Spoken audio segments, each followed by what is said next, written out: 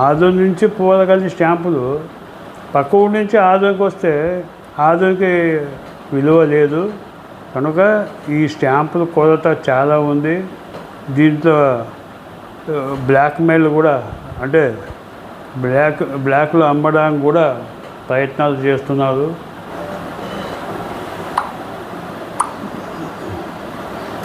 ఆదోనిలో చాలామంది ప్రజలు వచ్చి రిజిస్టర్ ఆఫీస్ దగ్గర పోయినప్పుడల్లా స్టాంపులు లేవు అని చెప్తున్నారు.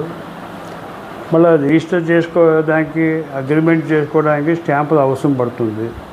అలాంటప్పుడు ఆదోని ఒక ప్రధానమైన రిజిస్టర్ ఆఫీసు.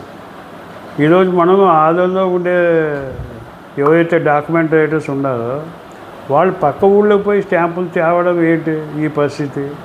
ఆదోని నుంచి పోగలిగే స్టాంపులు పక్క ఊరి నుంచి ఆదోనికి వస్తే ఆదోనికి విలువ లేదు కనుక ఈ స్టాంపుల కొరత చాలా ఉంది. దీంట్లో బ్లాక్మెయిల్ కూడా అంటే బ్లాక్లో అమ్మడానికి కూడా ప్రయత్నాలు చేస్తున్నారు. అలాంటివి అరికట్టాలి. అలాంటి సబ్ రిజిస్టర్ ఆఫీసు వీరు స్టాంప్స్ కొరత లేకుండా తెప్పించి అక్కడే ఇండెంట్ పెడితే అక్కడే మీరు ఇవ్వాలని చెప్పి నేను సబ్ రిజిస్టర్ ఆఫీస్ గారికి డిమాండ్ చేస్తున్నాను. ఇప్పుడు ప్రజలు ఇంత ఇబ్బంది పడుతుంటే కూడా ప్రజానాయకులు కానీ ఏ నాయకులు కానీ దానిపైన ఎందుకు స్పందించడం లేదు? కేవలం ఏదో కాలువ తీస్తున్నాము ఫోటో పెట్టేది, లేకపోతే రోడ్లు సాఫ్ చేస్తున్నాము ఫోటో పెట్టేది తప్ప నిజంగా ప్రజలకు అవసరం ఉండేది ఎక్కడ ఉంది? దాన్ని గుర్తించి అక్కడ పోయి ఎందుకు షార్టేజ్ ఉంది, ఎందుకు ఉంది అని మీరు చెప్పాలి.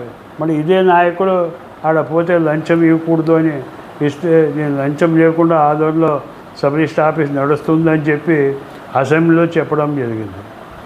మరి వాస్తవంగా ఏం జరుగుతుందో మీరు పోయి అక్కడ ఒకసారి విచారించేది. స్టాంపులు ఎందుకు లేవు?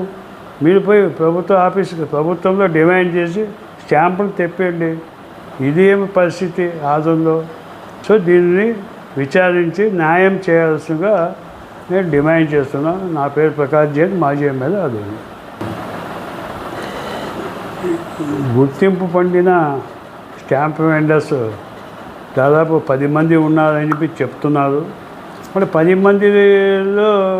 మందికి ఎందుకు స్టాంప్స్ రావడం లేదు? ఏదో ఇద్దరికి వస్తున్నాయి, మిగతా వాళ్ళకి రాకుండా ఎందుకు ఈ డిమాండ్ సృష్టిస్తున్నారు?